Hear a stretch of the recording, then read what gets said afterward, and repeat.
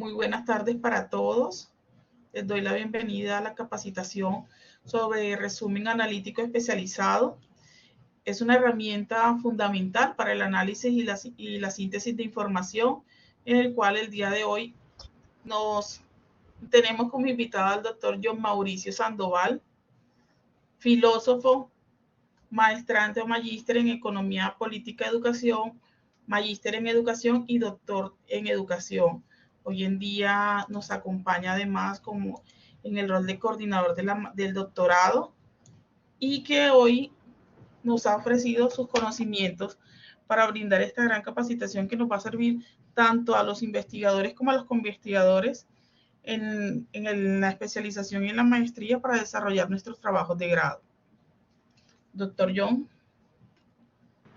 ¿Cómo están? Buenas tardes, Nairobi. Buenas tardes a todos y a todas. Buenas tardes. ¿Cómo están? Espero que estén muy bien. Sé que gracias a Dios. Bien, bien, gracias a Dios. Ah, bueno, eso está bien, me gusta. Buenas tardes. Gracias. Buenas tardes. Muy buenas tardes. Buenas tardes. Buenas tardes. Saludos, gracias. Buenas tardes. Buenas tardes. A ustedes, para mí es un placer. Conozco a algunos, reconozco a otros no, pero hoy creo que será un espacio, un buen pretexto para conocernos, tanto personal como académicamente. Entonces, bueno,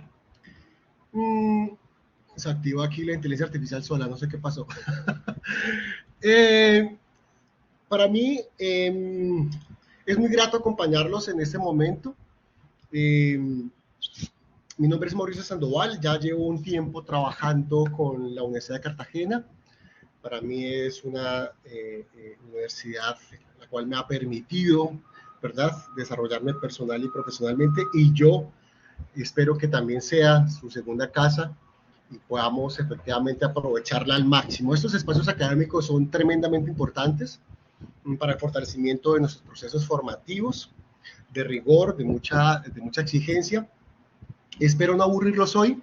Tengo varias consideraciones, varios favores que pedirles. No los conozco y estoy pidiendo favores. Uno es que es una aproximación. Vamos a hablar sobre los resúmenes analíticos especializados. Algunos llaman resúmenes analíticos educativos. Simplemente como un buen pretexto para que podamos un poco mejor resignificar nuestros procesos en la consolidación de corpus investigativos mucho más contundentes, ¿no? Entonces, no es una voz absoluta, quiero ser claro con eso, quiero ser muy respetuoso con esto, ¿verdad? Y es una invitación a que podamos efectivamente transitar un camino que ha demostrado, una ruta que ha demostrado efectivamente el poder consolidar procesos de investigación formativa y de investigación aplicada, pues con contundencia, ¿no? Entonces no es algo tampoco que está fuera de los procesos meramente desarticulados de este programa. Bueno, en fin. Bien, me gustaría verlos, sí, me gustaría que pudiéramos, los que puedan prender sus cámaras, me gustaría conocerlas. Para mí es importante no enfrentarme a esta pantalla un poco fría, ¿verdad? Sí, está quedando grabada la sesión, ¿vale? Bien, no se preocupen, sé que algunos están en otras cosas, ahí les dejo simplemente la invitación, ¿vale? Bien, doctora Nairobi, ¿puede por favor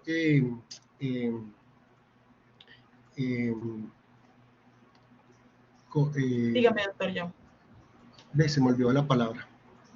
Si estoy proyectando mi imagen. Señor. Sí, señor. Ok, listo. Entonces, hoy hay un tema muy importante, ¿verdad? Muchos de nosotros ya lo conocemos.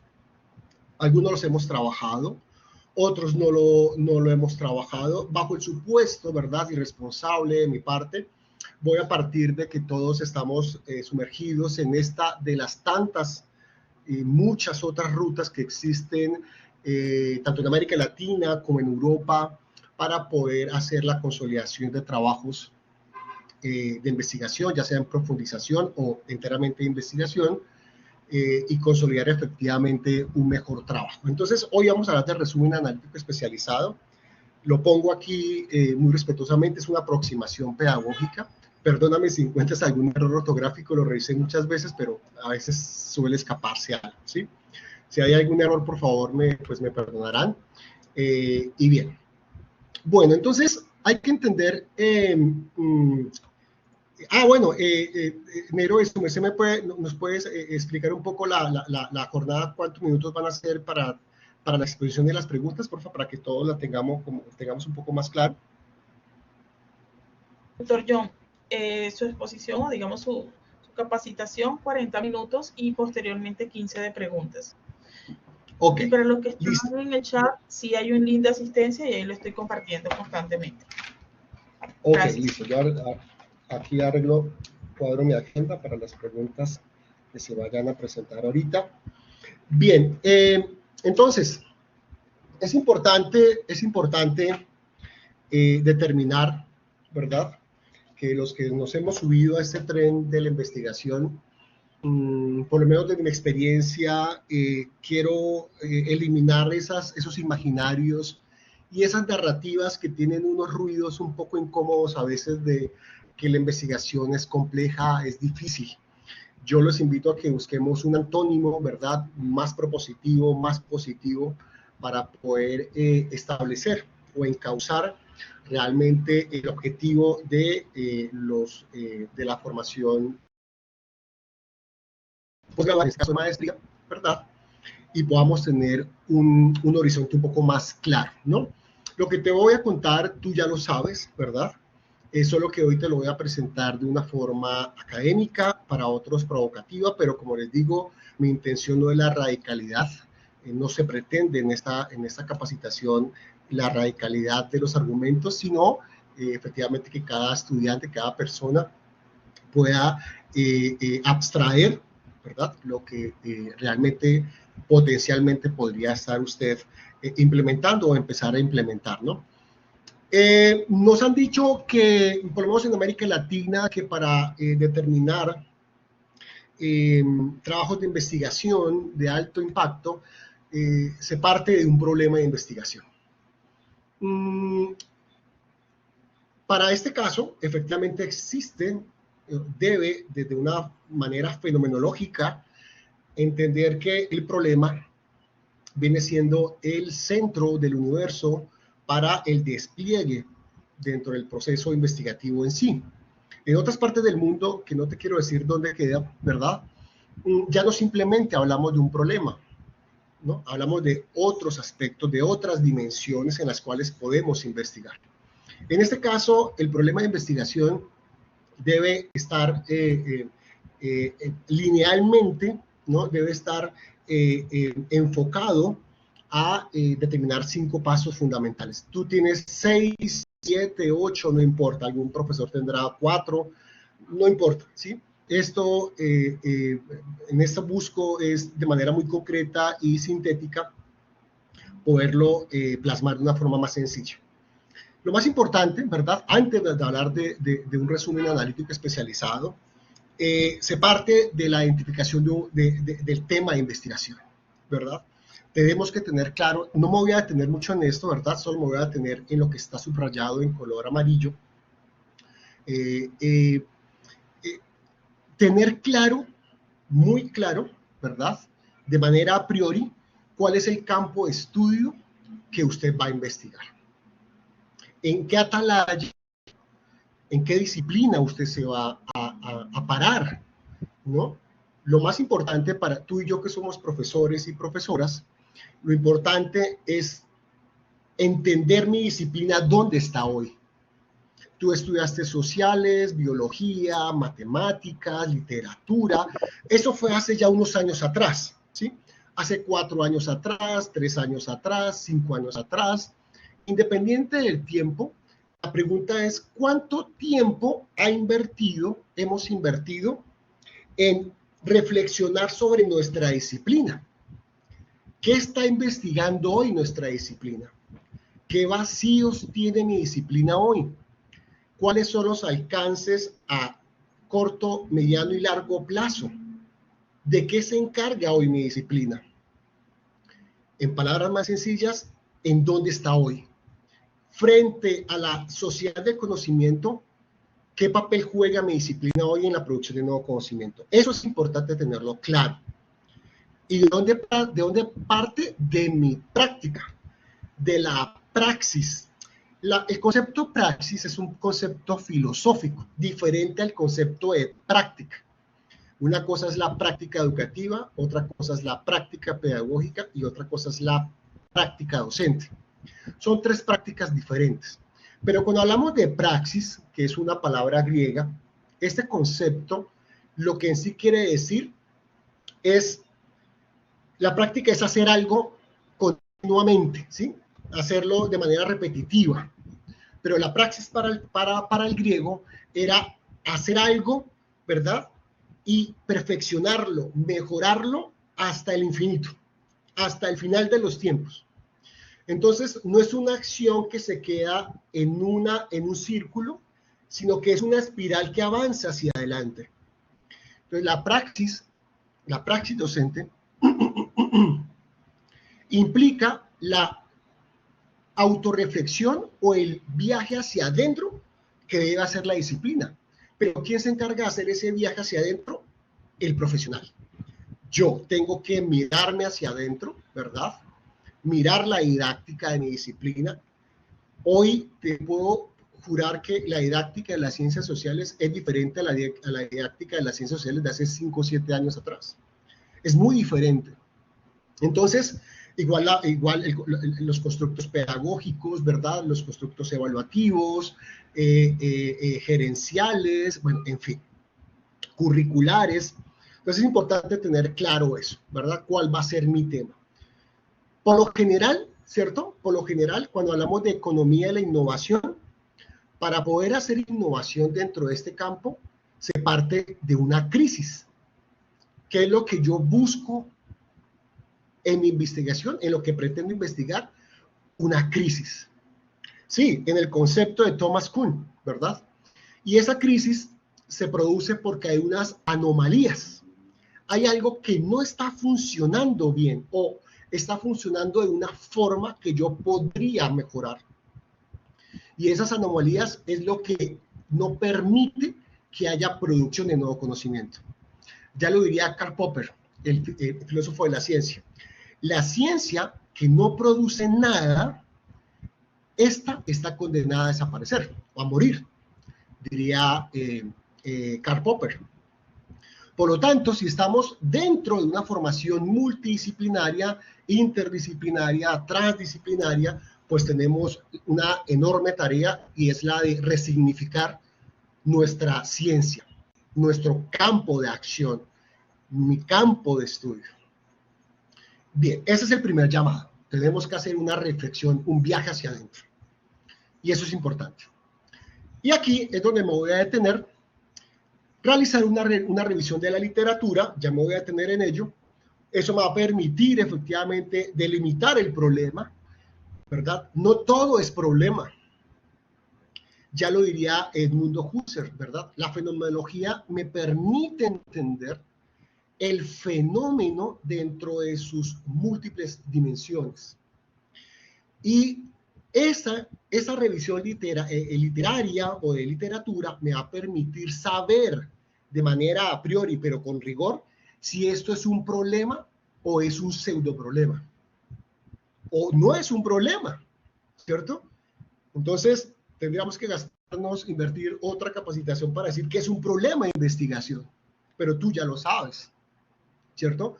Entonces, teniendo en cuenta que yo debo delimitar eso, es decir, quitar las capas como una cebolla y encontrar la esencia, según Aristóteles, ¿verdad? La esencia de esa cosa, de ese fenómeno, realmente es susceptible de investigar. No todo es investigable, no todo se investiga, ¿verdad? Para formular las preguntas de investigación o la pregunta de investigación y finalmente validar el problema de investigación. Si lo que se nos presenta ante nuestros sentidos tiene el valor y el poder de ser un problema de investigación. El segundo el segundo favor que te pido es que tenemos que hay que perfeccionar la sensibilidad investigativa. ¿Todos la tenemos? Sí. ¿Vamos perdiendo gradualmente con el pasar de los años? Sí. Vamos perdiendo, infortunadamente, perdón que hay un ruido por acá, perdón, vamos perdiendo esa sensibilidad investigativa. Pero como tú y yo nos subimos al tren de un posgrado, pues tenemos que volver a encauzar esos alcances, ¿sí?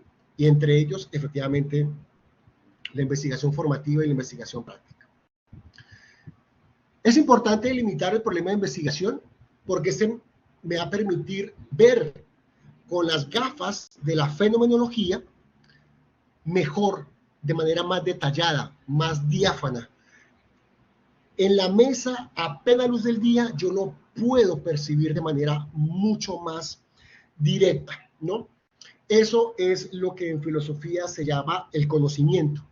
Es la interacción, es el contacto que yo tengo con el fenómeno.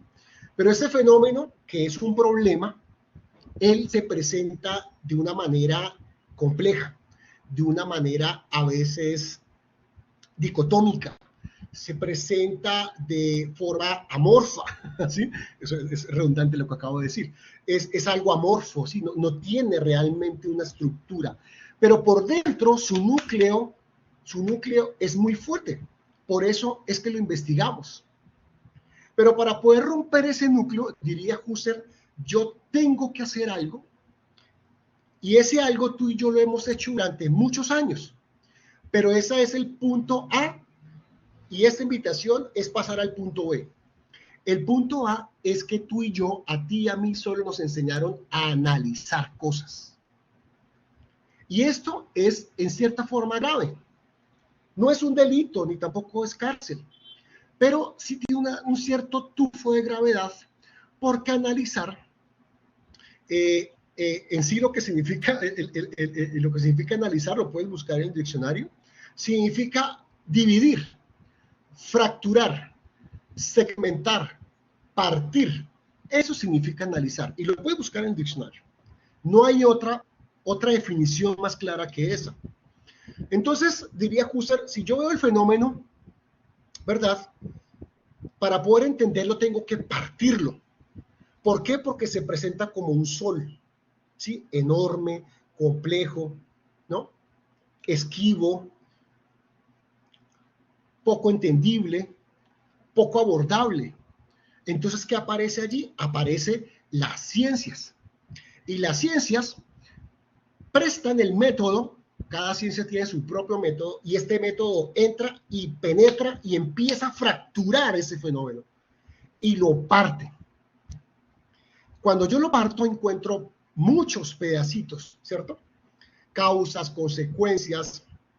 Obviamente Newton estaba equivocado. Una causa tiene un efecto, no. Hoy una causa tiene múltiples y cientos de efectos, ¿no? Y así vamos mirando que eso que era un todo, yo lo fracturo. Pero lo fracturo no con la suposición, no solo con la observación, lo fracturo con un método. Claro, la observación es importantísima. La contemplación del fenómeno es más complejo que la observación en sí. Entonces, ya sabiendo que lo he partido, voy a irme hasta el final de la charla. Y es que tenemos que saltar a la síntesis, que ya te lo voy a contar para Aristóteles y para los pensadores griegos, por qué era importante saltar o pasar del análisis a la síntesis. Pero a mí, infortunadamente, en el colegio nunca nos enseñaron a sintetizar. No podemos, nos cuesta mucho. ¿Hay un micrófono abierto? Nos cuesta mucho sintetizar. No te preocupes si desconocemos el concepto de síntesis, cierra los ojos, piensa lo que tú quieras, eso es síntesis. Entonces, ya fracturando, ¿cierto? Fracturando el fenómeno, que para mí es el problema, ¿verdad? Ese me va a permitir que esa fragmentación, esa atomización del fenómeno yo aplicando el método o diferentes métodos, en este caso lo que me gusta mucho de esta maestría es que permite el enfoque interdisciplinario, que permite la transdisciplinariedad en el abordaje del fenómeno a estudiar, ¿cierto? Entonces vamos a investigar el fenómeno de la deserción estudiantil y le prestamos el método de la literatura, prestamos el rigor de las matemáticas, otro compañero presta el rigor de las ciencias del comportamiento físico. Esto es supremamente contundente y esto hace que la investigación sea viable, ¿no? Y así, efectivamente, el poder fracturar este fenómeno, yo voy a ver con mayor claridad el enfoque, voy a mirar con mayor claridad su relevancia, ¿verdad? Gracias a esta fragmentación, voy a saber de qué está hecho esa investigación, de qué está este problema, ¿sí? De qué está hecho ese problema. ¿Cuáles son sus partes? ¿Sí? ¿Cómo era el todo? Y ese todo hecho partes, hecho pedazos. Y la delimitación me va a permitir efectivamente esta lista que te presento allí, ¿no? Delimitar es importante porque por tiempo, espacio, por economía, por el espíritu mismo de la investigación, del ADN que está hecha la investigación, ella me va a permitir tener un enfoque mucho más claro, ¿verdad? Pudiendo delimitar el problema de investigación, me va a permitir orientar mucho mejor mi propia investigación, ¿no? Bueno, la relevancia, la eficacia y lo que está allí.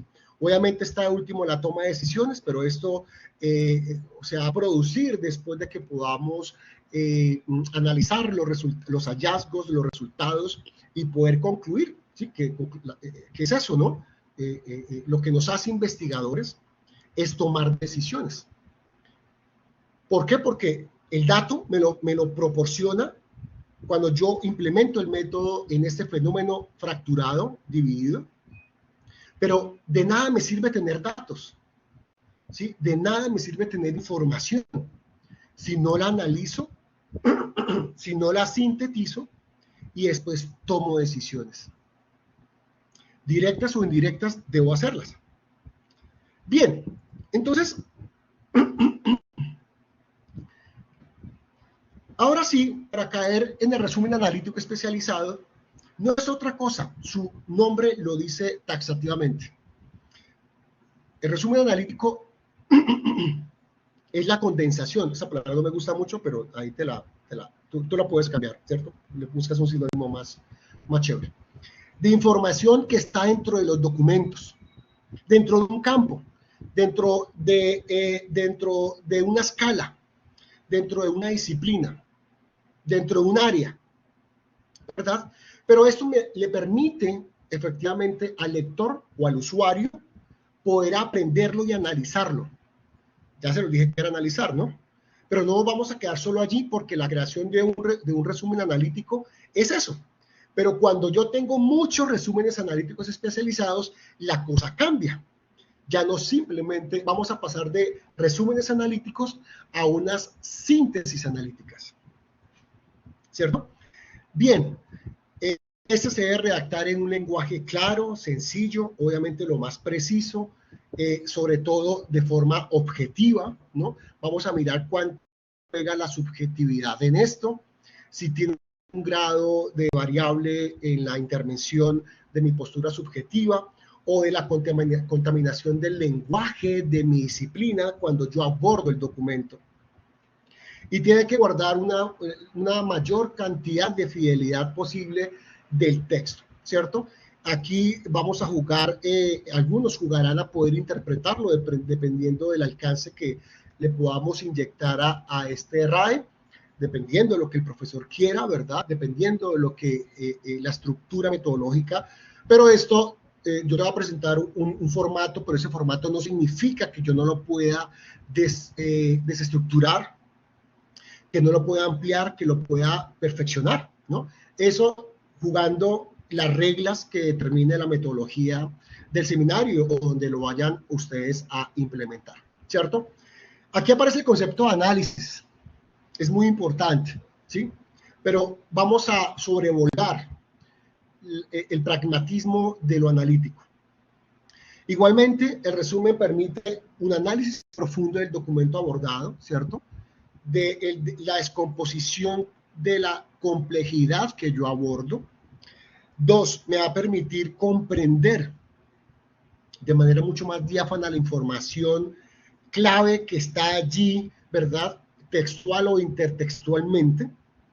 Y 3, me va a permitir organizar o estructurar el conocimiento de una manera mucho más coherente.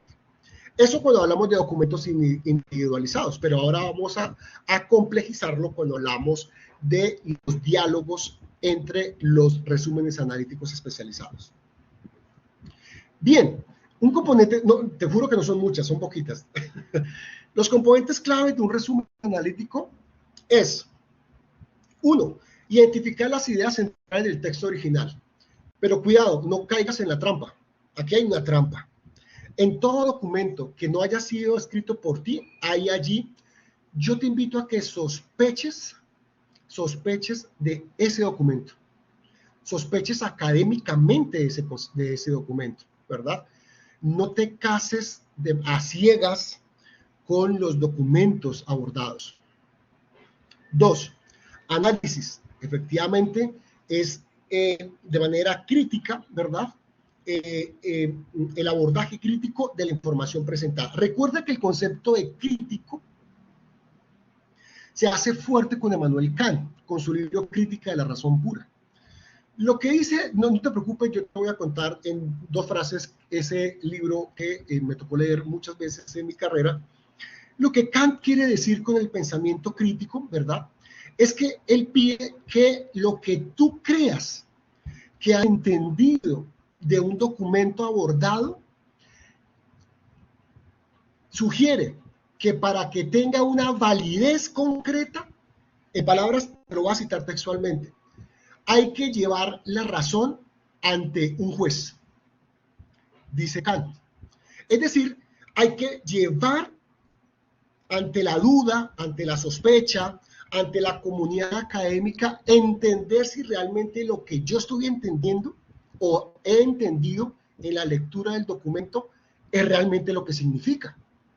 Es decir, hay que poner en duda ese pensamiento o esa concepción, esa abstracción. Y esto implica que la postura crítica, en palabras de Kant, es cuando emana la subjetividad del lector o el investigador. ¿Qué es pensar críticamente? Es traer a escena por primera vez, por segunda vez, por tercera vez, la subjetividad del pensamiento del lector. La crítica no es, en palabras de Kant, hablar mal de algo, ¿sí? Es que usted, ¿por qué critica mi postura? No, ese no es el concepto puro del concepto de, ese no es la definición pura del concepto de crítica. Es mucho más romántico, ¿sí? Pero es mucho más fuerte. Y finalmente, la síntesis. Es decir, la capacidad que el agente cognoscente, es decir, tú y yo, debemos ser capaz de volver a unir esos fragmentos de lo que fracturé. Entonces, ¿qué es el análisis? Es la capacidad de poner ahora en diálogo, en articulación, en cohesión, en coherencia, eso que fracturé. Pero dice Husserl, como yo lo partí en muchos pedazos, algunos de esos pedazos ya no van a encajar en la síntesis.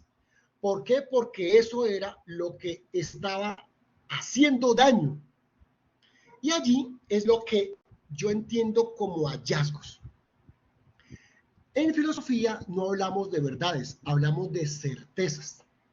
Entonces, yo tengo mayor grado de certeza cuando he podido entender que la disciplina o las disciplinas han fracturado el fenómeno, el problema, lo hemos vuelto a pegar, ¿cierto?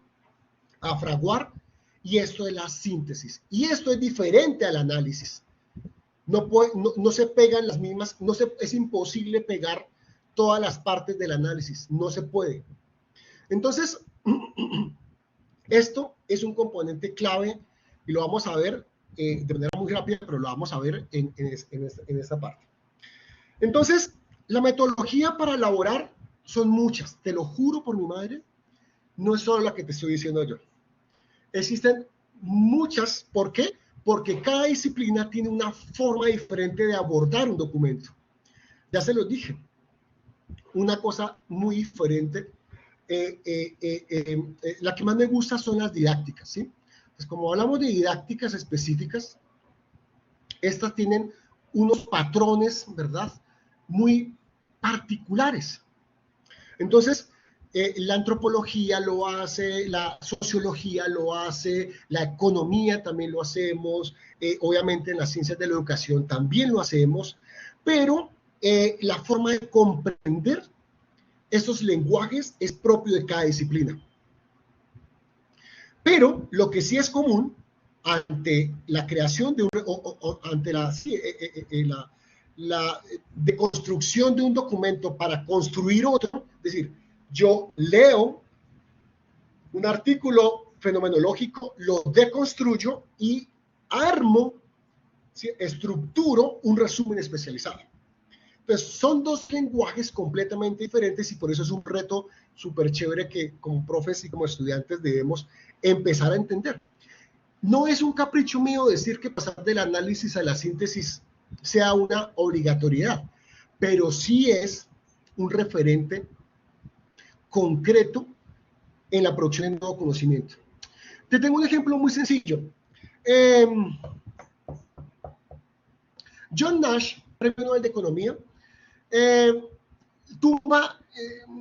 su tesis doctoral tenía 24 páginas. Y en 24 páginas tumbó la teoría económica de Adam Smith de la oferta y la demanda.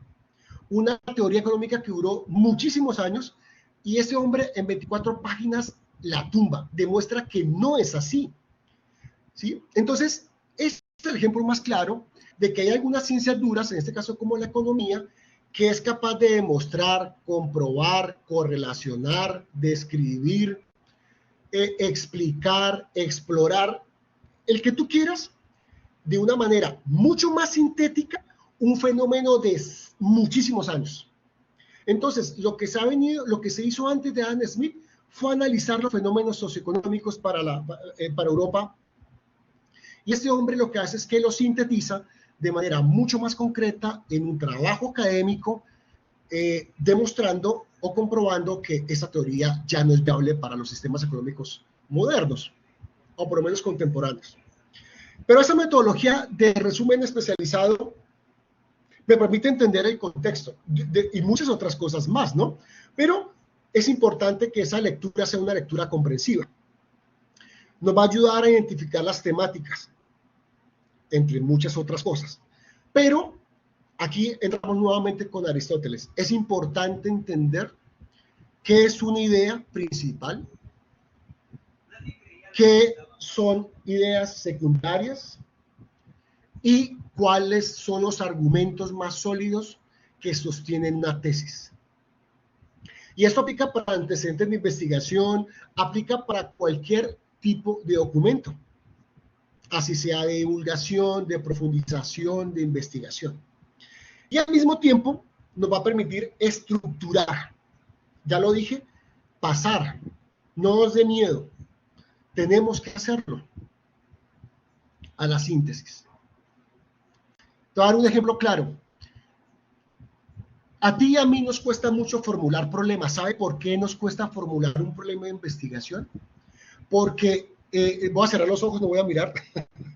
Durante muchos años en el colegio, yo espero que ahorita no, yo sé que ahora no se hace eso. En las clases de sociales yo recuerdo mucho, yo me gané la vida muchos años como profesor de ciencias sociales y ciencias políticas, y era que no podía entender por qué los colegios siguen diciendo, entregando el libro de Santillana, por decir algo, puede ser cualquier otra editorial, el libro de Santillana y hay un texto, no se va a hablar de la civilización inca. Entonces hablan de los incas y tal, y cómo fue su economía, lo que tú quieras. Y el profesor dice, bueno, ahora vayan para la página número 15 y resuelvan las preguntas que están allí.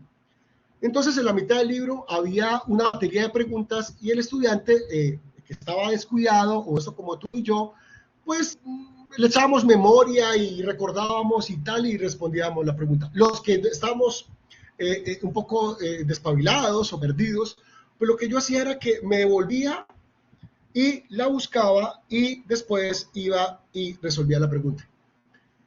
Nunca vi un profesor que lograra incentivar que los estudiantes no respondieran la pregunta, sino que fueran capaces de crear sus propias preguntas.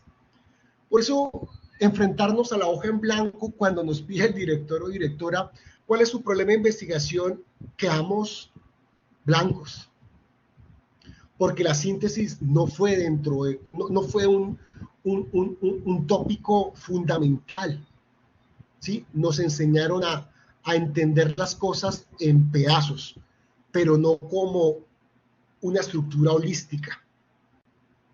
Y esto me va a permitir hacerlo. El resumen especializado, no me creas, nos va a permitir hacer trabajos de síntesis. Y esto va a encauzar la investigación hacia adelante de una forma, lo voy a decir con mucho cariño y con mucho respeto,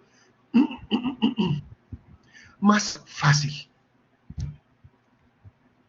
A algunos nos va a costar, pero la investigación se va a ir estructurando de esa forma. Con respeto más fácil, ¿no? O sea, no estoy diciendo que es...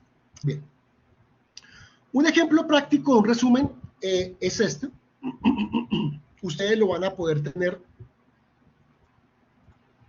a mayor detalle. Hay muchas... Esto es la estructura que se ha planteado desde la maestría.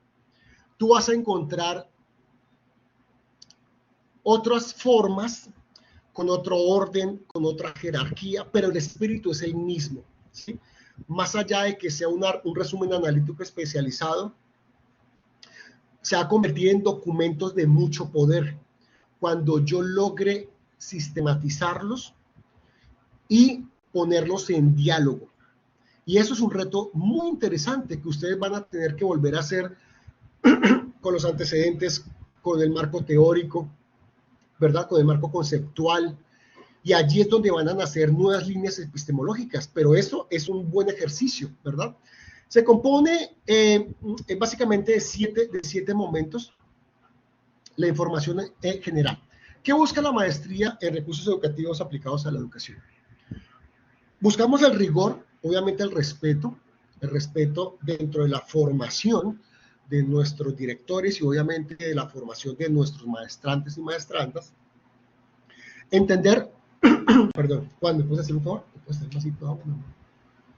Acá, por favor. Sí, agüita. Poder entender el alcance de estos documentos, que por sí solos flaco favor nos va a hacer.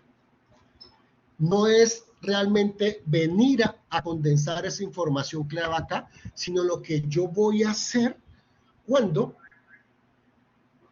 parado en la atalaya de mi campo de investigación, después de haber hecho ese viaje hacia adentro, después de haber esculcado, después de haber hecho ese rastreo informal, conversacional del saber pedagógico, ¿verdad? Yo voy a entender dónde puedo yo encontrar unos antecedentes que me ayuden de manera a priori, pero de manera rigurosa al mismo tiempo, decirme si esto que yo estoy contemplando y después de haberlo analizado a partir de la interdisciplinariedad, la comunidad académica, apoyado en los antecedentes de investigación, me va a permitir decirme, ¿tiene luz verde o no tiene luz verde para continuar? Y esos antecedentes, que son 9 antecedentes de investigación, ¿verdad? Me va a permitir hacer una caracterización, obviamente con la guía del director de sus trabajos, obviamente con el auxilio de los buscadores, los superbuscadores de información a nivel pues, mundial. Ellos me van a ayudar. Pero lo que no me va a hacer nunca un aparato de esos, nunca un software de esos, es poder construirme un resumen analítico especializado. ¿Sabe por qué? Porque no está la subjetividad del investigador. ¿Te lo puedo hacer inteligencia artificial? Claro que sí, profe. Claro que sí, y eso sí no vamos a discutirlo. Y te lo puedo hacer cualquier otro red. Pero ese red no es usted. No es usted. Porque solo usted y nada más que usted tiene la sensibilidad en el abordaje del documento. Eso no lo puede hacer ningún robot. Profe, por ahora no. Eso lo hago yo enfrentándome al documento, a los documentos, a las investigaciones previas.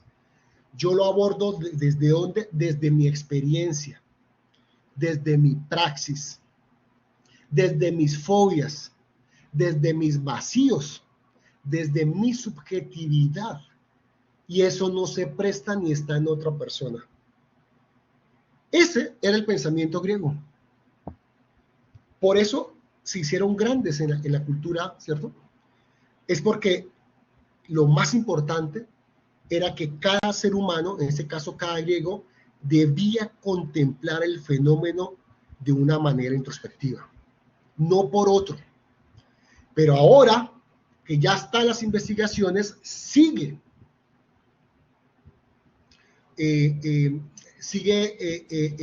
campante la fuerza de la subjetividad, que es lo que busca efectivamente la fenomenología. La primera parte es información general del documento, documentos que yo por lo menos sugiero dentro de mis acompañamientos, que dentro de una matriz de congruencia, perdóname si no, dentro de una matriz de congruencia o dentro de una matriz bibliográfica, yo vaya empezando a entender cuál es esa caracterización, o ir condensando de manera organizada. Ya lo puede hacer Excel o lo puede hacer, no sé, cualquier otro software, ir ayudándome a poder hacer esa compilación. Uy, perdón, me están llamando de la universidad. Ya voy a poner silencio. Perdón. Iván, estoy en una charla, ya te llamo. Entonces, ese tipo de información es una información general. ¿Qué tipo de documento es? ¿Verdad? ¿Cómo fue el tipo del acceso al documento? Si fue de manera física, si fue de manera digital, el título del documento. Obviamente estamos hablando de los antecedentes de investigación, ¿no? Es decir, investigaciones preliminares o que antecedieron de manera a priorística mi fenómeno o mi preocupación investigativa, ¿cierto? O lo que despertó esa sensibilidad investigativa. ¿Por qué? Porque por ahora puede ser nuestro planteamiento puede ser ahora, de manera muy prístina, puede ser muy etérea, ¿no? Y estos antecedentes me van a ayudar a aterrizar porque van a mostrar, a demostrar, a comprobar si efectivamente esas estructuras, esas categorías, esos enfoques, esas metodologías son acordes al fenómeno que estoy contemplando, si son acordes a mi disciplina, si están realmente alineados a mi disciplina. El nombre y el apellido del autor, el año de publicación, ¿verdad? Y las palabras claves. Aquí con las palabras claves siempre ha habido una gran discusión, no pretendo entrar en ella, no es mi intención. Las palabras claves para un escotesaurus, que es, yo creo que este buscador, creo que los más poderosos para poder que nuestra investigación sea hallada dentro de un campo relevante, siempre apuesto por palabras claves compuestas, ¿sí? Y no palabras, no conceptos directos que pues que a veces no están siendo consumidos o buscados por la comunidad académica realmente relevante. Pero obviamente esos antecedentes ya tienen sus palabras claves, ¿no? Muchos de ellos, cuando tú coges una palabra clave de algún antecedente de investigación, es decir, de alguna tesis de maestría o doctorado, y la copiamos y la pegamos en Tesaurus UNESCO, no encuentro nada, ¿sí?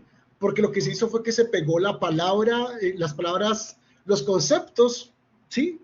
que estaban en el título los puse en las palabras claves. Cuando los voy a buscar, no existen para la comunidad académica porque no es la forma de hacerlo. Pero bueno, sobre eso podemos hablarlo en otro momento. La segunda parte de la descripción, ¿verdad? Es una síntesis de la problemática. Nos pide rápidamente hacer una síntesis, pero lo que estamos haciendo es analizarla realmente, ¿no? Aquí vamos a declarar los objetivos, vamos a buscar a desentramar. Algunos lo tienen de manera mucho más directa, otros no tanto. Igual también hacemos un rastreo del marco referencial. Y esta, pues la propuesta que nos tiene la universidad es que en 450 palabras, bueno, eso ya ustedes tendrán con el aval de su director, la extensión. Yo, más allá de la extensión, siempre me preguntan lo mismo. Mentira, estoy exagerando, no me preguntan lo mismo. De manera frecuente me dicen, venga, profe, ¿cuántos antecedentes, cuántas páginas? Siempre termino diciendo lo mismo. Cada investigación tiene su propio espíritu. Cuando son investigaciones exploratorias, de estas no hay muchas. No obstante, se hace la aclaración que se hizo un ejercicio. Y ese ejercicio es diferente a una investigación que es de tipo descriptiva, ¿sí? O correlacional, donde podemos encontrar un vasto océano de referencias versus a una explorativa, ¿no?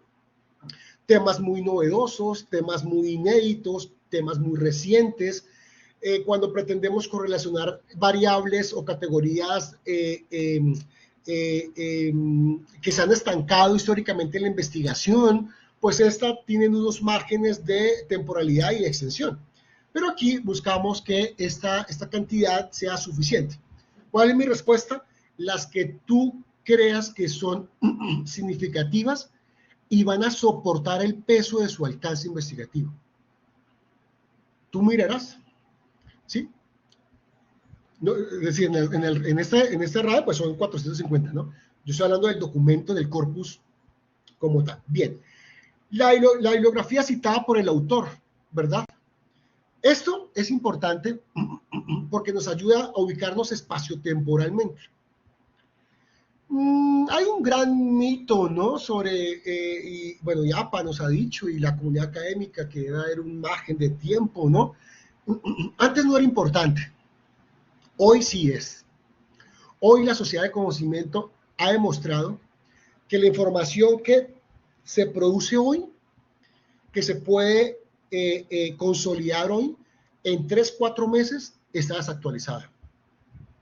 Es decir, rápidamente, en palabras de Thomas Kuhn, hay unas revoluciones que van muy rápido, y en el campo de la educación, afortunadamente, esa producción de conocimiento se aceleró muchísimo después de pandemia. Entonces, sí es importante estar al margen, estar a la vanguardia de entender que esas investigaciones citan, ¿verdad?, o referencian a otras que dentro de un margen de tiempo nos puede avalar. De manera directa o indirecta, las referencias bibliográficas de esos antecedentes nos van a ayudar también a ubicarnos y a demostrarnos qué tan impactante ha sido esta investigación en estos últimos 4 o 5 años, ¿no? O 6 años, bueno, a modo de que sea un clásico, ¿no? Pero bueno, allí dentro de esto no vamos a encontrar mucho. Los contenidos están en el cuarto tópico, ¿verdad? Simplemente es una materialización, una descripción concisa de la composición de este documento, que puede ser por capítulos, así que normalmente pues los antecedentes están armados de esta forma, junto con una síntesis de contenido abordado en cada uno de ellos. Es decir, vamos a poder categorizar los capítulos y dentro de cada capítulo describir de manera muy sintética qué se abordó en cada uno de ellos. Bien, aquí es importante, para mí es de los más importantes, es la tesis principal del autor. Para llegar a la tesis, en palabras aristotélicas, esto no es tan fácil. Pero Aristóteles dice al mismo tiempo que cuando llegamos a ella tenemos el 90% ganado. Es decir, la creación de una tesis dentro del constructo lógico de la lógica aristotélica, para poder llegar a la tesis debo entender dos pasos anteriores. Muy rigurosos, ¿sí? Casi religiosos. Uno es entender las ideas del documento. ¿Qué es una idea para Aristóteles? Es la esencia, ¿cierto? Las múltiples esencias que hace que ese objeto sea eso y no otra cosa. Es decir, ¿cuál es el ADN de ese documento? ¿Cuál es el espíritu de ese documento? Pero ese espíritu, dice Aristóteles, se divide en muchas, es decir, en varias ideas. Una idea es una aproximación a una certeza, pero una idea sola, dice Aristóteles, no me sirve de mucho. Una idea suelta no va a ser realmente relevante. Esto es común en que cuando empezamos a escribir nuestra investigación, hacemos eso. Y no es un delito, sí, pero es algo que es fácil de corregir. Y es que empezamos, ¿cierto?, con un excelente conector, y ese conector me da un predicado de un renglón y medio. Y pongo un punto seguido. Vuelvo y hago otro renglón y medio y otro punto seguido. Y así hay un cúmulo de ideas. Interesante. Pero como yo las tengo fracturadas, ellas no permiten entender realmente el macro texto que se está plasmando. Uno, porque la primera frase es una frase descriptiva. Dos, descuidadamente la segunda frase fue de manera propositiva. Tres, la tercera frase fue argumentativa. Entonces, vamos entendiendo que esas ideas tienen un momento, un espacio, un verbo, una acción diferente. Entonces, no la puedo comprender. Entonces, son ideas interesantes, pero que están escritas en tiempos diferentes, ¿verdad? Están armadas, están pegadas, pero no articuladas. Es decir, están sumadas, pero no articuladas. Dice Aristóteles, el todo no es la suma de las partes, es la relación de las partes. Entonces, para que esa estructura, ese macro texto, que es un párrafo, ¿cierto?, que puede ser la tesis, esas ideas deben estar musicalmente cohesionadas, musicalmente articuladas, con jerarquía, lo que tú quieras, jerarquizadas. Entonces dice Aristóteles, cojo una idea, la relaciono con otro, no la sumo solamente, la relaciono con otra, la relaciono con otra idea, y la relaciono con otra idea, esto me da un argumento. Ya te lo voy a explicar más adelante en una gráfica muy simple que trae. Entonces, la suma de las ideas me dan argumentos, ¿cierto? Es decir, el autor del documento de esa tesis no es que haya puesto simplemente objetivos, metodología, no. Tiene un argumento sólido y tiene otro argumento tan poderoso como el primero. Y él ahora lo que hace es que argumenta muchas cosas y la relación de esos argumentos es lo que se determina como una tesis. Es decir, si te das cuenta todo lo que tuvo que pasar Aristóteles para decir, mire, yo sé que el concepto de tesis, yo lo sé. El concepto de tesis es un concepto muy fuerte, ¿sí? Es muy fuerte, muy fuerte. Pero esa es, entre comillas, es impenetrable. Pero se puede cuestionar, se puede interpretar, se puede criticar, ¿verdad?, kantianamente esta tesis, pero esta es la tesis de él. ¿Qué me pide el RAE? ¿Cuál es la tesis que él me declara? Muchas veces la tesis, no solo en los antecedentes, sino en cualquier otro documento no es fácil de inferir, ¿sí? No es tan fácil. Dependiendo de la estructura del documento, para algunos va a ser más fácil, para otros nos va a ser mucho más complejo, ¿cierto? Entonces, Esa tesis es importante poder detectarla, abstraerla, obviamente sin violentar el quid, la esencia de lo que el autor está, o lo que el autor pretendió manifestarnos, ¿sí? Bien, la metodología, bueno, ya eso... Doctor John dejó de compartir. Ay, ¿en serio? Sí, señor. Ay, perdóneme, yo pensé que estaba compartiendo. Ay, perdóneme, no sé qué pasó. De pronto fue una falla aquí en la Matrix. Voy a quitar un poquitico mi pantalla a ver si de pronto... Ahí, Doc, ¿me confirma? Sí, sí, señor. Sí, Gracias. bien, entonces la metodología, recuérdenlo, es la ruta, el camino, ¿no? Es el cómo se va a realizar, en este caso, cómo realizó, en qué atalaya metodológica, en qué estructura metodológica se apoyó este antecedente o todos los antecedentes, y pudiendo describir de manera muy concreta, ¿cierto?, el tipo de investigación, la población objeto, los instrumentos que se utilizaron en esta investigación, y otros tanto relevantes, ¿verdad? ¿Por qué es importante la metodología? La metodología, el estudio de los constructos metodológicos de los antecedentes de investigación es un propedéutico, es como, yo le digo que es como una pitonisa, como el oráculo de Delfos. Me va diciendo cosas. Por eso, te vuelvo a decirlo, un solo RAE, flaco favor me va a hacer.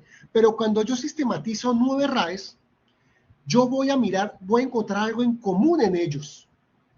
No te preocupes, lo podemos hacer en Excel, lo introducimos a Mascudea o le digo en vivo, por favor, en estos 9 RAEs, dime cuál es el método transversal a estas 9 investigaciones. Y él me dice, mire, está aquí, aquí y aquí. Me lo grafica, me lo grafica, yo lo interpreto, ¿cierto? Entonces me va diciendo prospectivamente si yo, ¿verdad?, puedo darme la licencia de poder, ¿sí?, aproximarme a esa metodología exitosa y yo puedo hacer una adaptación a mi investigación. Bien, y las conclusiones, bueno, a las conclusiones a las que llegó efectivamente este antecedente, 150 palabras, debe contemplar efectivamente esta articulación que el autor o los autores de esta investigación correlacionaron con el marco teórico, los antecedentes, obviamente los hallazgos y efectivamente el poder haber logrado los objetivos específicos y haber alcanzado el objetivo general. Eso él te lo va a contar, cada antecedente te va a permitir abordar esas conclusiones generales o específicas dependiendo de cómo se plasmó en esa investigación. Y finalmente, bueno, ya es algo más dentro de la sistematización, un poco más, yo voy a decirle un poco más administrativa, ¿cierto? En los nombres y apellidos de quien elaboró. Aquí hay una sistematización de la data, obviamente, para llevar una trazabilidad, ¿no?, de este tipo de documentos. Finalmente, vamos a, me gusta mucho este aspecto, casi no se ven, si se dan cuenta cuando vayan a arrastrar otros formatos, me gusta que es muy innovador por una simple razón. Hay un mapa, los mapas conceptuales, ¿verdad? Para algunos les parece trivial. Algunas personas dirán, pero eso es una... No.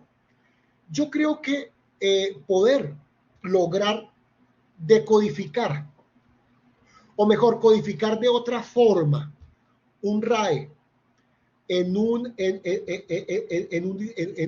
mapa conceptual, en una imagen gráfica, nos va a ayudar efectivamente a entender la jerarquía conceptual, la jerarquía epistemológica, nos va a permitir entender la ruta en la cual se encauzó esta investigación, y este mapa conceptual nos va a permitir entender de manera mucho más directa la exposición o la disertación o la defensa o la contraposición de este REA con otro REA. Y nos vamos a dar cuenta, eso va a ser un trabajo maravilloso, te lo juro. son 9 antecedentes, son 9 mapas conceptuales que van a salir de la forma en que deben salir. Van a salir parecidos, nunca van a salir iguales, pero sí les va a mostrar una trazabilidad. Esos mapas van a ser insumo para la construcción de su metodología también, de su trabajo de investigación.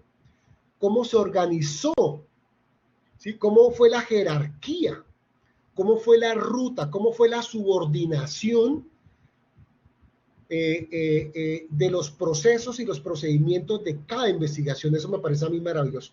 No lo había visto. Obviamente, hoy existen trabajos de investigación sobre el alcance de los mapas conceptuales, pero obviamente aquí lo que buscamos es que ese código sea dentro de esa estructura. Y los comentarios finales son comentarios efectivamente sobre la percepción y aproximación que el lector o los lectores tuvieron en relación, con relación a los antecedentes o el antecedente estudiado. Bien. Para terminar, ya vamos a volver, te lo juro, me quedan 2. Sí, 2. ¿Qué busca la creación de un REA? Ya te lo dije casi todo, pero los 6 más importantes te los voy a resumir en 3 minutos. 1, ejercita el pensamiento. ¿Sí? Digo, es que decía, no hay pensamiento sin lenguaje. Aquí, efectivamente, es un trabajo semiótico, es un trabajo semántico, sintáctico, analítico, crítico y obviamente sistémico. 2, estructura de los argumentos, como te lo dije ahorita, la creación de constructos lógicos, ¿sí? Es decir, una idea sumada y relacionada con otra idea, un argumento me da una tesis, me va a ayudar rápidamente a poder abordar sin temor a equivocarme, sin ningún tipo de fobias, el abordaje de un documento.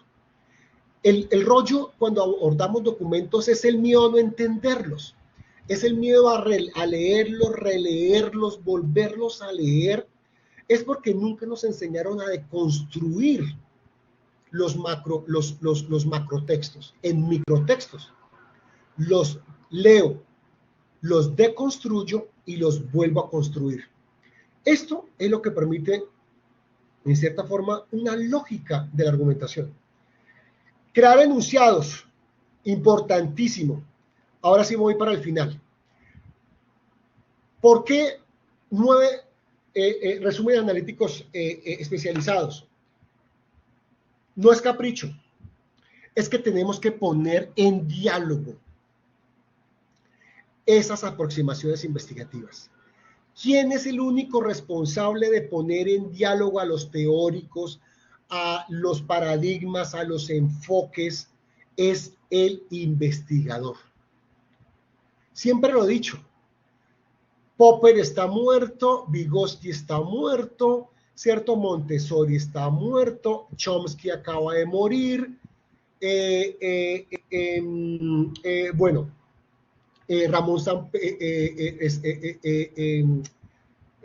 me olvida el nombre español, se me olvida el nombre ese neuropedagogo español, bueno, está vivo, ¿cierto? Entonces, hay autores, hay investigaciones que cita autores que están vivos y otros que no lo están. Hay marcos teóricos, hay antecedentes de investigación donde estos citan tópicos o enfoques o paradigmas que están o no están vigentes o que son clásicos. Todo esto que yo puedo, lo confabulo en el trabajo de la dialéctica investigativa. Solo yo puedo poner en un mismo plano esas concepciones, esas aproximaciones, esos conceptos. ¿Cómo lo hago? Lo hago con el lenguaje de las disciplinas. Por eso se hace fuerte, ¿sí? Y aquí es donde la subjetividad del investigador, junto con el incondicional apoyo de los directores, ponen en función un engranaje investigativo y epistemológico. Nuevas rutas se ponen en acción, cuando yo logro poner en función y en diálogo estas aproximaciones, estas teorías, ¿sí? Estos constructos, bueno, lo que permita el corpus investigativo. 3, importantísimo, desmitificar los postulados de los autores. Así como te digo que la metodología que me ayudó a hallar en vivo o Mascudea o Excel, puede que yo diga, bueno, es interesante lo que me acaba de arrojar esta matriz de congruencia de antecedentes. No obstante, ¿verdad? Junto con mi director puedo decir, oiga, esta línea es interesante, ¿qué tal si proponemos esta? ¿O qué tal si le inyectamos este enfoque? ¿O qué tal si? ¿O qué tal si? Aquí empiezan a nacer nuevos enfoques epistemológicos. Pero lo más importante es que la lectura, o mejor, el abordaje de antecedentes de investigación, puede que allí encontremos cosas interesantes, pero también podemos descubrir cosas sospechosas, cosas que dentro de la lógica de mi praxis como profesor, yo sospecho que no pudieron ser así.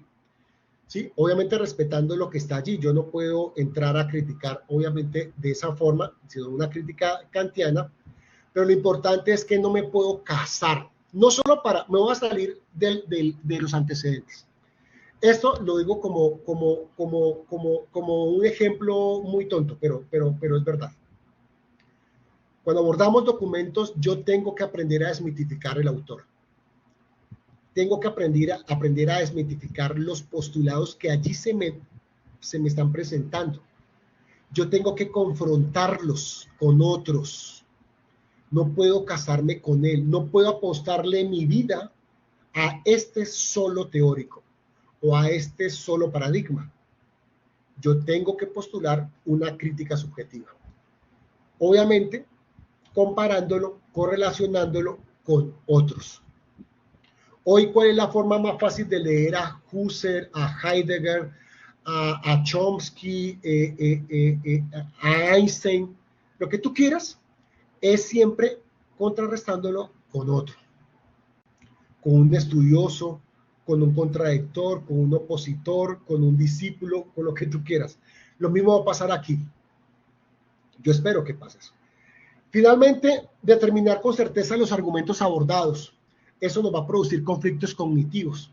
Eso nos va a pedir tomar protagonismo en el abordaje de estos documentos, con seriedad, con rigor. Y finalmente, esto me va a ayudar a encauzar el poder entender los debates críticos, tanto en los antecedentes como en cualquier otra parte del documento. Mira que es un ejercicio sano que aplica para cualquier tópico de la investigación. Aplica para el marco metodológico, aplica para cualquier tipo de, para dentro de cualquier fase de la investigación. Esto me hace más crítico. ¿Por qué, profes? ¿Por qué? Porque esa investigación es mía, es decir, de ustedes, ¿no? Es de nosotros. ¿Sí? No simplemente es decir allá que se hizo tal cosa en tal parte, no. ¿Y dónde está la voz del investigador? ¿Dónde están las posturas de los investigadores? ¿Dónde está la hermenéutica? Y este instrumento, este documento, estos documentos que yo voy a ir sistematizando de manera juiciosa, que después lo voy a transcribir en una matriz, y que esa matriz yo la voy a llevar a es un ejemplo, no es que lo tengan que hacer, ¿no? Lo llevo a un software, este software me va a ayudar a decodificar lo que de pronto se me pasó por alto, o lo que yo no pude percibir, o lo que yo de pronto no pude comprender en la lectura.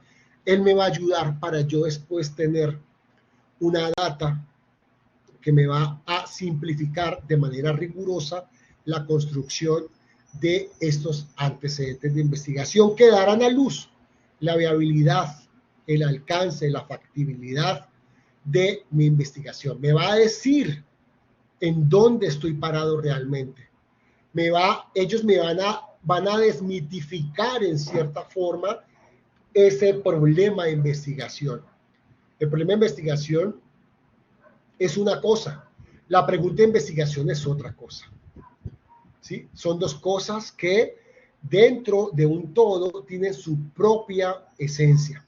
Y eso obviamente lo va a ayudar a entender, mejor, no lo va a ayudar a comprender este instrumento. Bien, ya, desafíos, una tarea importante. No perder el foco de la objetividad cuando vayamos a crear un resumen analítico. Respetuosos, objetivos, ¿sí? Focalizados en lo que el documento nos está presentando. La extensión, bueno, ya ahí la extensión puede ser redundante porque si hay unas sugerencias en la extensión de estos documentos, determinar de manera rigurosa el proceso de comprensión, es decir, no hacerlo por hacerlo, muchachos, es hacerlos que aquí usted va a invertir tiempo, no lo va a perder. Es lo que usted va a invertir en tiempo hoy, lo va a ganar en tiempo más adelante. No solo para la construcción de este primer capítulo, sino para todos, que esto sea un instrumento de cabecera. 3. Vamos a poder desafiar y poder pasar de la reproducción de un texto analítico, ¿verdad?, a partir de un texto narrativo. Obviamente es analítico, pues es muy analítico, pero cuando yo sumo y correlaciono los 9 RAEs, esto me da una síntesis concreta y contundente de los antecedentes. Y lo más interesante es que nos va a permitir realizar un análisis original a partir de un texto ajeno, cuando yo correlaciono y sistematizo todos los resúmenes analíticos especializados. Esto me va a ayudar a construir ahora, ¿sí? Me va a ayudar a narrar de manera pedagógica, me va a ayudar a narrar de manera académica, de manera investigativa, este capítulo y cualquier otro capítulo. Bien, hasta acá. Espero haberlos provocado, ¿cierto?, en esta invitación que me han hecho en el día de hoy. Quedo pues supremamente atento a sus percepciones. Espero no haberme pasado el tiempo. Creo que sí. Sí, me perdonarán.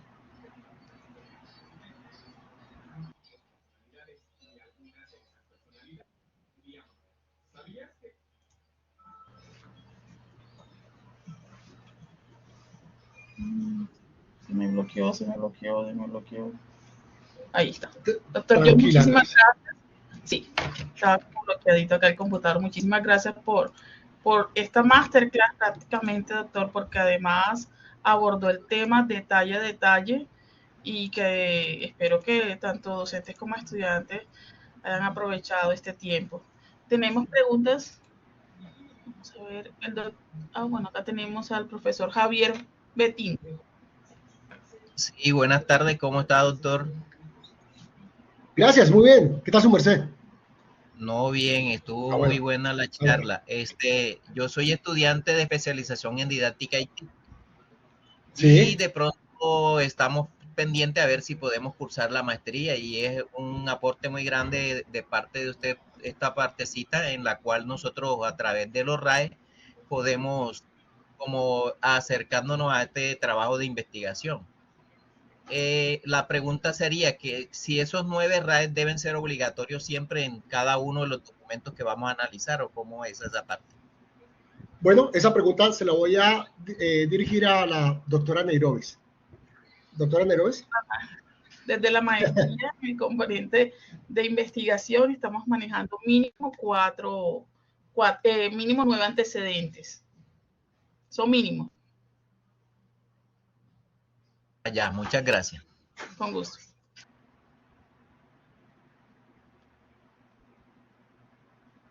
Bueno, no hay más Profesor preguntas. Roberto, adelante. Buenas tardes, doctor. ¿Cómo ha estado? Mi nombre es Roberto Martínez. Soy licenciado en Ciencias Sociales. Muy interesante lo que comentó, me llamó mucho la atención. Ya terminé la especialización, voy a entrar a la maestría ahora en marzo.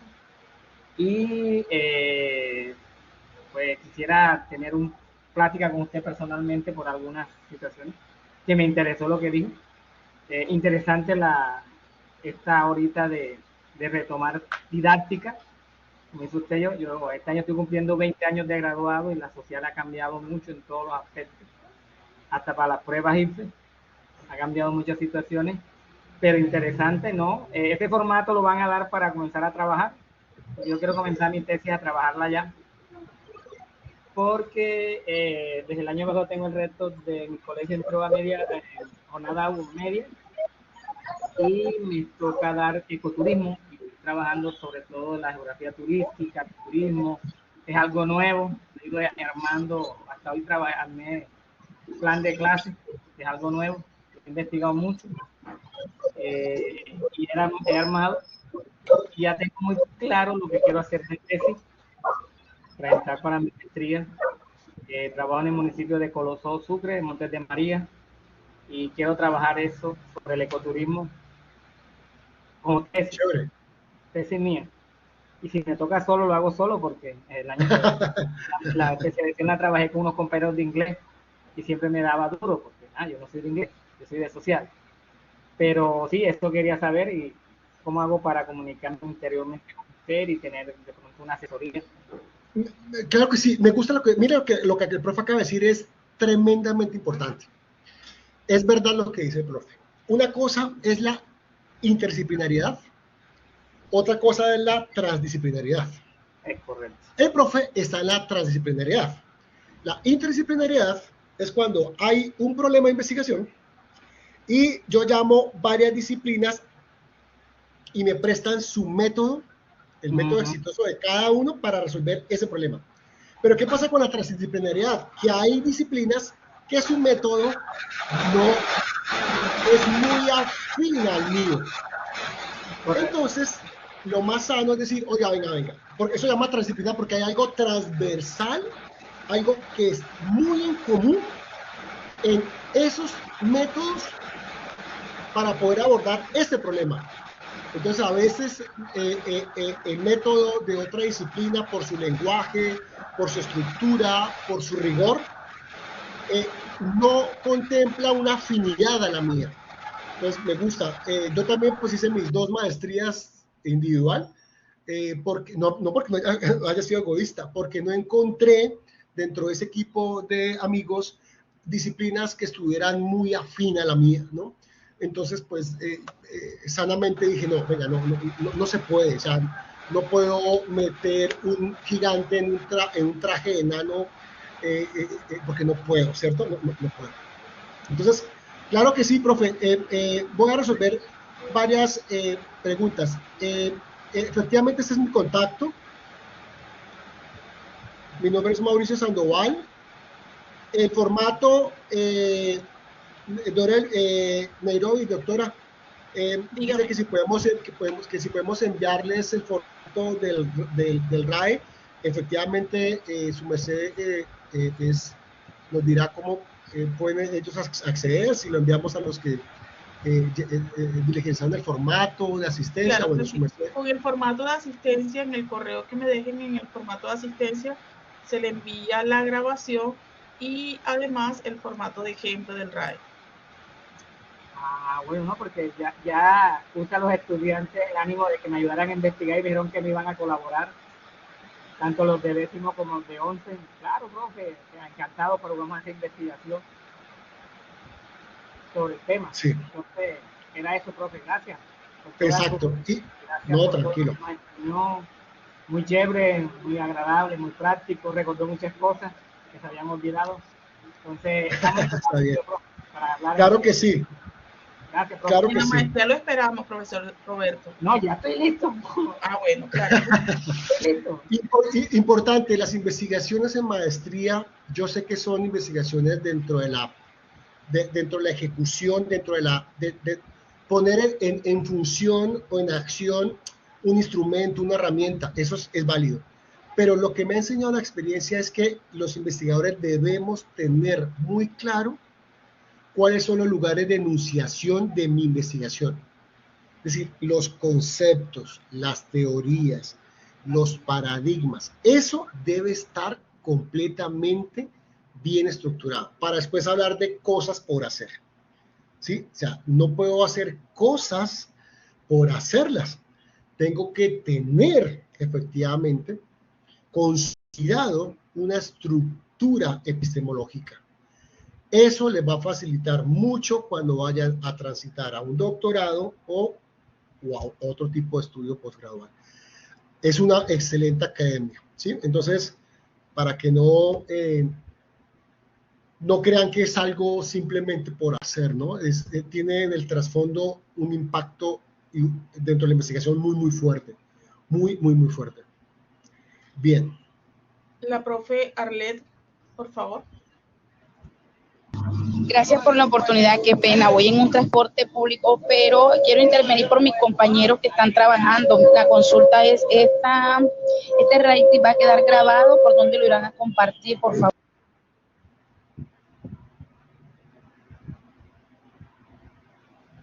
Profe Arlet, le recomiendo entonces en la asistencia, que ya la compartí nuevamente, colocar sus datos y en el correo que me dé diligencia en la asistencia, le envío la grabación. Muchísimas gracias. Con gusto. Y por último, el profesor Ditson. Gracias, doctora Nairovis. Un saludo al doctor Mauricio.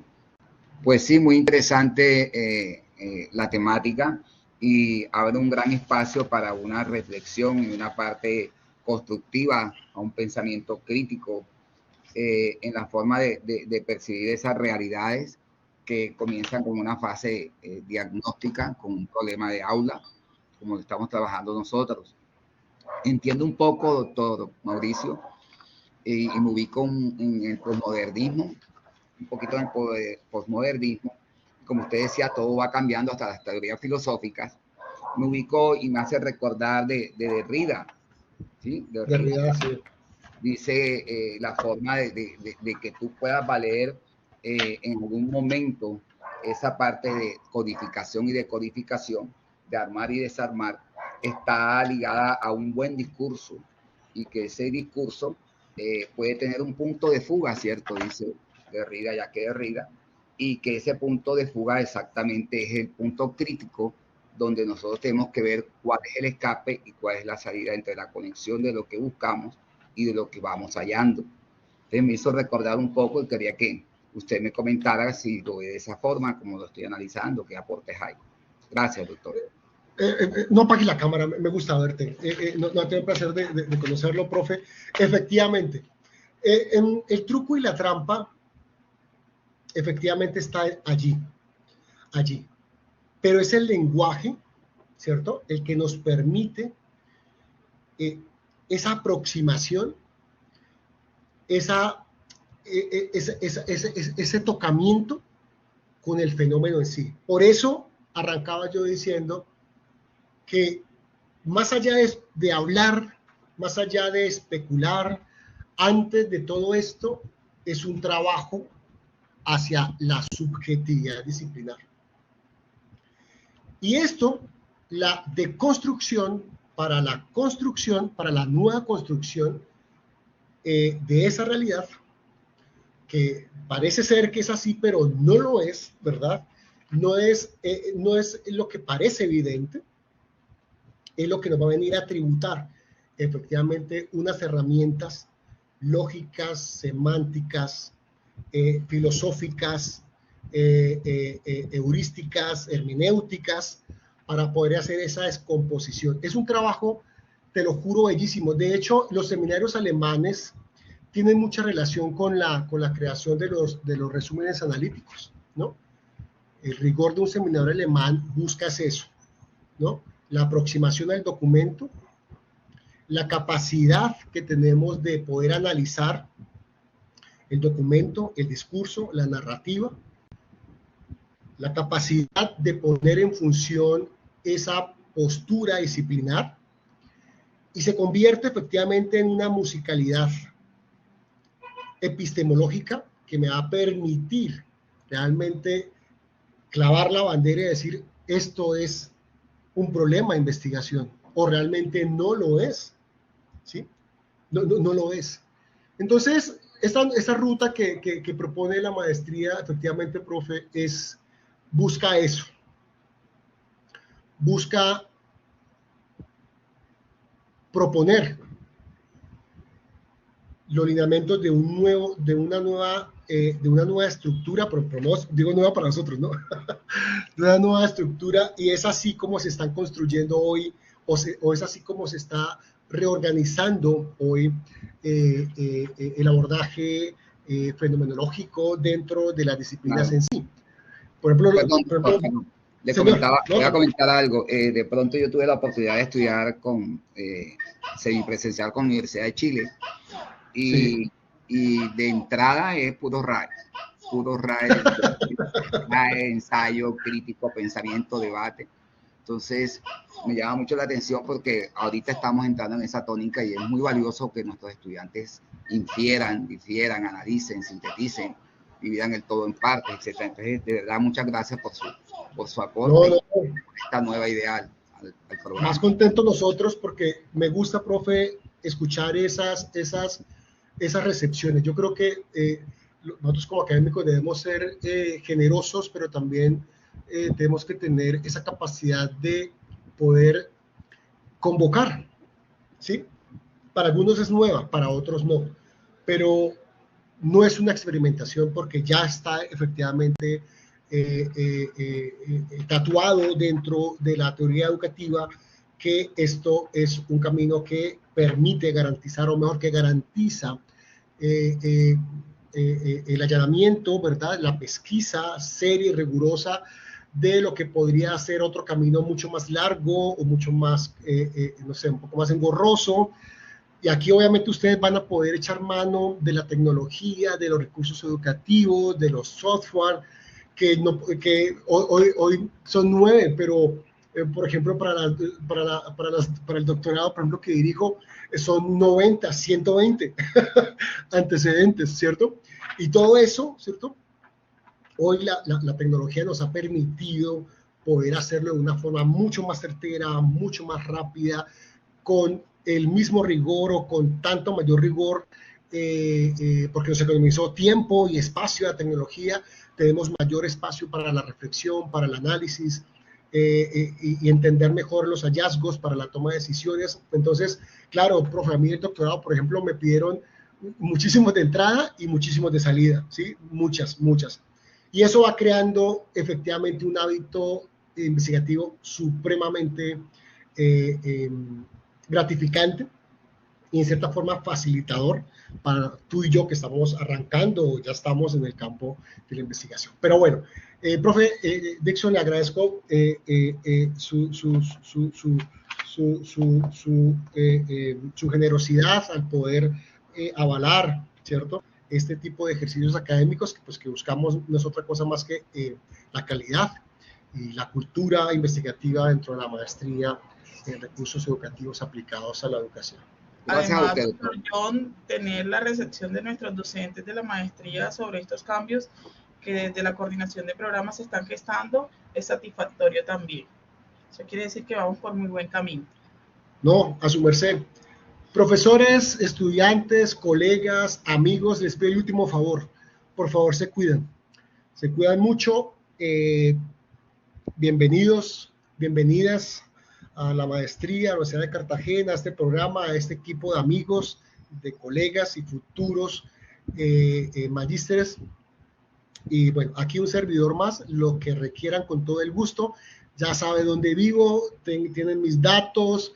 Entonces, no duden en escribirme, así sea para saludarme o por lo que requieran. Aquí estoy pues con toda la disposición para ustedes. Doctor John, muchísimas gracias y muchas gracias a todos por su conexión. Muy amable.